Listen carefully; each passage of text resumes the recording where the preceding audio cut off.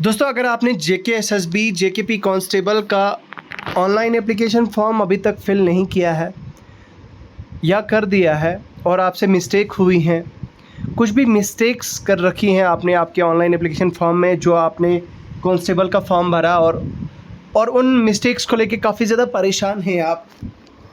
और इसी तरह से अगर आप ऐसे आदमी हैं जिसको अभी तक ये भी पता नहीं कि फॉर्म्स जो है वो ऑलरेडी आपके जारी कर दिए जा चुके हैं, कोई भी अगर आप हैं, अगर आपने फॉर्म फिल किया है नहीं भी किया है, तो आप लोगों के लिए ये वीडियो आज का काफ़ी ज़्यादा इंपॉर्टेंट होने वाला है, क्योंकि इसमें काफ़ी इंपॉर्टेंट डिस्कशंस मैं करने जा रहा हूं। तो मैं आपसे रिक्वेस्ट करना चाहूँगा कि आप इस वीडियो को एंड तक देखें। अगर आप जम्मू कश्मीर पुलिस कांस्टेबल की प्रिपरेशन करना चाहते हैं या कर रहे हैं, तो आप लोगों के लिए ये वीडियो काफ़ी ज़्यादा इंपॉर्टेंट होने वाला है।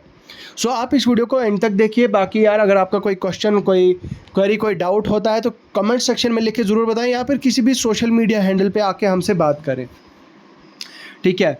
और इसके साथ में ही दोस्तों, आप हमारे टेलीग्राम चैनल को भी ज्वाइन कर सकते हैं। टेलीग्राम चैनल का लिंक आपको वीडियो के डिस्क्रिप्शन में मिल जाएगा।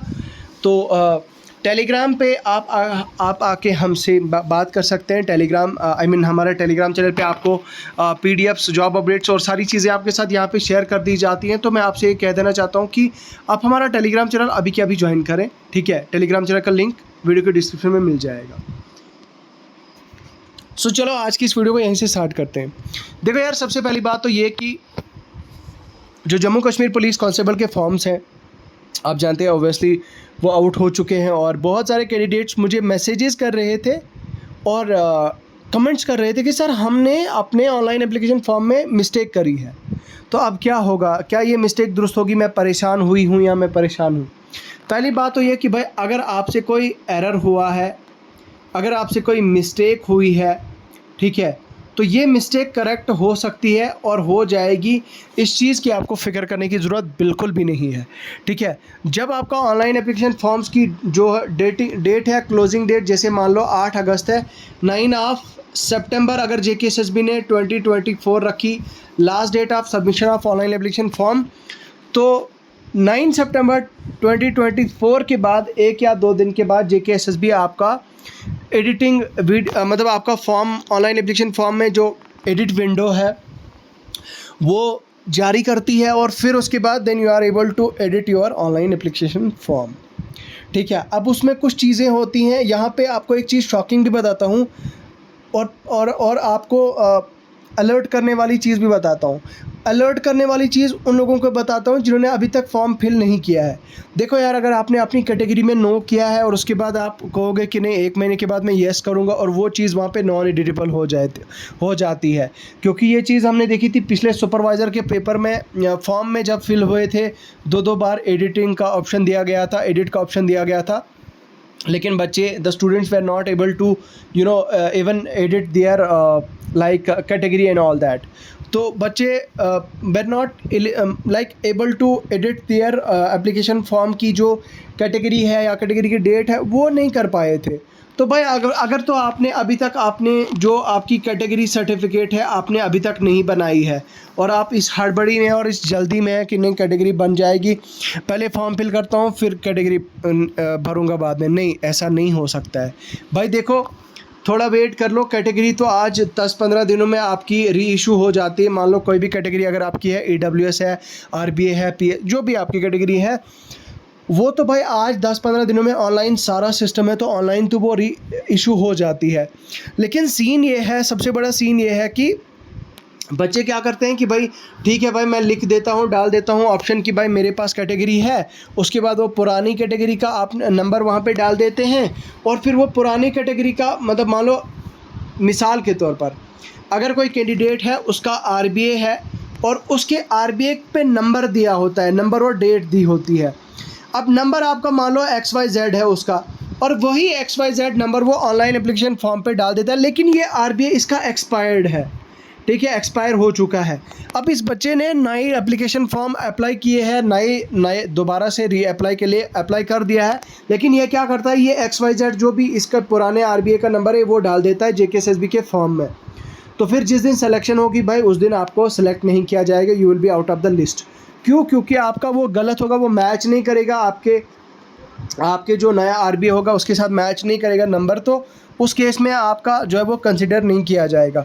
तो ये याद रखने की ज़रूरत, ये चीज़ें हैं, ये काफ़ी ज़्यादा इंपॉर्टेंट है और ये चीज़ें फिर बाद में बवाल बन जाती हैं, आपके लिए परेशानी का बाइस बन जाती हैं।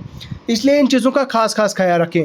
अब मैं कुल मिला के ये बताना चाहूँगा कि अगर आपसे कुछ भी मिस्टेक हुई है तो आप के लिए वो मौका मिलेगा। याद रखिएगा, लास्ट डेट आपकी जब क्लोज़ हो जाएगी और क्लोज़ होने के बाद अब ये भी हमें श्योर नहीं है कि जेकेएसएसबी एक्सटेंड करती है ऑनलाइन एप्लीकेशन फॉर्म या नहीं। मान लो फॉर इंस्टेंस अगर जेकेएसएसबी 20 सितंबर तक ऑनलाइन एप्लीकेशन फॉर्म को एक्सटेंड करती है, filling up online application form को एक्सटेंड करती है, तो फिर पॉसिबिलिटी होगी कि भाई उसके बाद ही जाके 20 के बाद ही जाके आप एडिट कर पाएंगे। ठीक है, या मान लो इसी तरह से जेकेएसएसबी अगर ऐसा करती है कि भाई एडिट जो ऑप्शन है वो 2 या 3-4 दिन के बाद दे देती है, तो उस केस में आपको कैसे पता चलेगा? भाई आपको जेकेएसएसबी की साइट कंटिन्यूसली चेक करते रहना है। एक चीज़ तो ये, दूसरी चीज़ ये कि आप हमारे साथ जुड़े रहें, हमारे चैनल पे हर एक चीज़ आपको अपडेट दी जाती है। अब देखो, बहुत सारे लोग क्या करते हैं, बहुत सारे लोग सब्सक्राइब तो करते हैं लेकिन बेल मतलब नोटिफिकेशन ऑफ करके रखते हैं, तो उनको वो वीडियो हमारी नहीं पहुंचती। तो भाई नोटिफिकेशन ऑन करके रखें, बेल नोटिफिकेशन प्रेस करके रखें ताकि आपको अपडेट आ जाए और आपको पता चल जाएगा। ठीक है, अब ये तो हो गया ना भाई जिनसे गलती हो गई। जिनसे गलती नहीं हुई वो इस चीज़ का सावधान रहें, इसकी होशियारी करें कि अपनी कैटेगरी प्रॉपरली चूज़ करें। जिस भी साइबर कैफ़े वाले के पास आप जाते हैं उसके सामने बैठें और एक माइनर चीज़, माइन्यूट चीज़, छोटी छोटी चीज़ आप डिटेल आप वहाँ पे मेक श्योर करें कि भाई वो सही भर रहे हैं या गलत भर रहे हैं, उस चीज़ की आप मेक श्योर करें। ठीक है, किसी भी तरह का कोई एरर ना हो, वो सारी चीज़ें आपने खुद देखनी है। बाकी आपकी अगर कैटेगरी अभी इशू नहीं है या री इशूड नहीं है तो उसे री इशू कराएँ। ठीक है, पहले री इशू कराएँ, उसके बाद फॉर्म फिल करें। अभी बहुत डेट है आपके फॉर्म्स को, इतनी ज़्यादा हड़बड़ाहट और इतनी जल्दी वाली कोई बात नहीं है।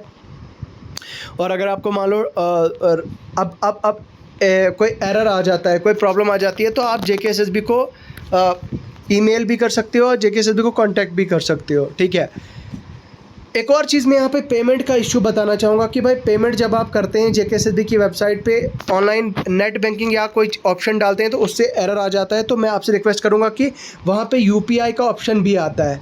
यूपीआई में वहाँ पे आपका स्कैनर का ऑप्शन आ जाता है।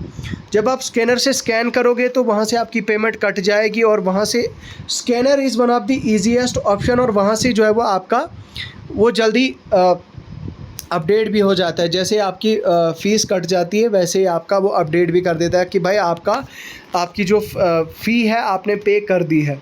तो फ़ीस का भी खास ख्याल रखिएगा, कोई और ऑप्शन नहीं डालना। क्रेडिट कार्ड वगैरह हो सकता है उसमें कोई एरर आ जाए, तो मेरी सजेशन रहेगी कि आप यूपीआई और स्कैनर के थ्रू और मतलब क्यूआर कोड के थ्रू आप अपनी पेमेंट करें। इसके अलावा अगर आपको कोई भी जेकेपी कांस्टेबल के फॉर्म को लेके कोई भी डाउट है, कोई क्वेरी है, तो आप हमसे बात करें, हमसे पूछें। बाकी यार अभी के लिए मुझे लगता है फ़िलहाल इतना ही है। मुझे दीजिए इजाज़त, खुदा हाफ़िज़।